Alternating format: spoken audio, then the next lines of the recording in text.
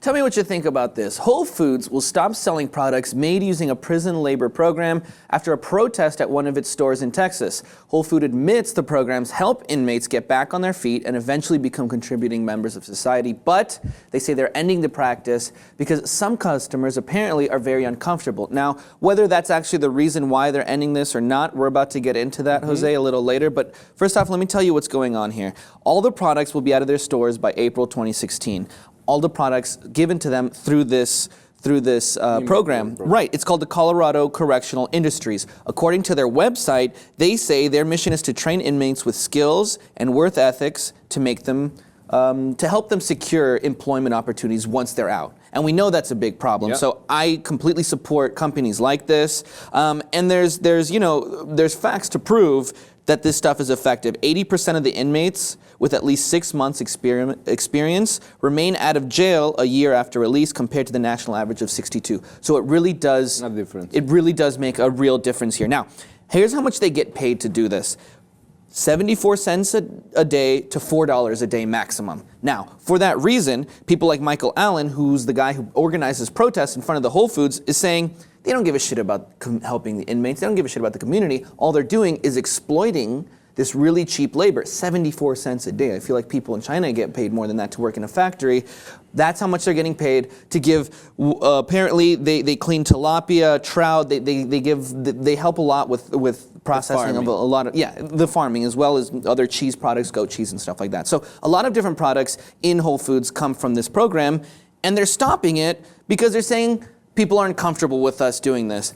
I don't think that's what it is. I think Whole Foods doesn't want their reputation to get blown away into bits because people are going to start talking, oh my God, they're exploiting inmates. They're giving them a few cents a day while this company makes millions of dollars because they're charging an arm a leg for a piece of asparagus. I mean, here's the thing. Whole Foods is right off the heels of a big scandal in New York City because they were overpricing the weight and the price. They were overpricing products in a way where they were overstating the amount of weight in prepackaged products.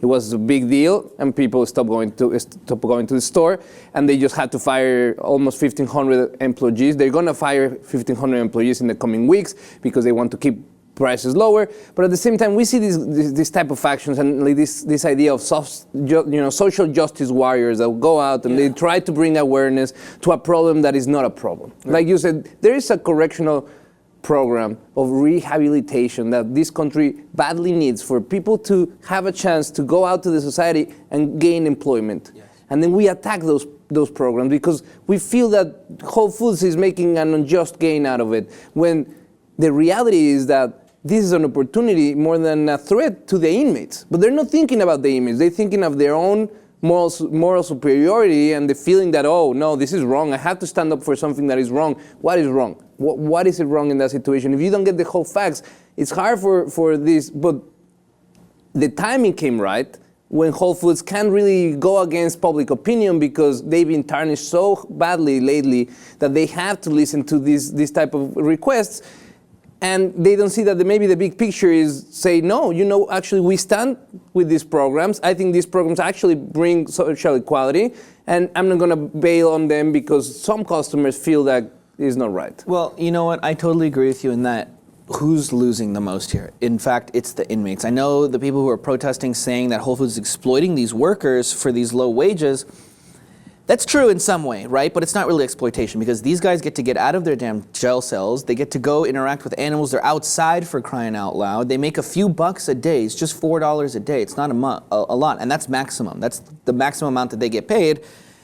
It's a win for them, and it's also a win for Whole Foods, who gets cheaper labor. So it's not anybody exploiting anyone. It's mutually beneficial for both. And I think if you take away programs like this, not only are you setting them up for losses in the long term, given that if they get out of jail, they might get into trouble again and get right back into jail, but you're also for the short term while they're in jail mentally. I'm sure that helps to get out of a damn cell, and be out on a farm or even be working with fish or whatever it is. And however they're resourcing these things. So it's extremely important. So let us know in the comments below. I mean, are companies, these huge supermarkets like Whole Foods, are they exploiting these workers? Do they really care about the community? Or are they actually, enhancing their profit off of poor people? Let us know in the comments below.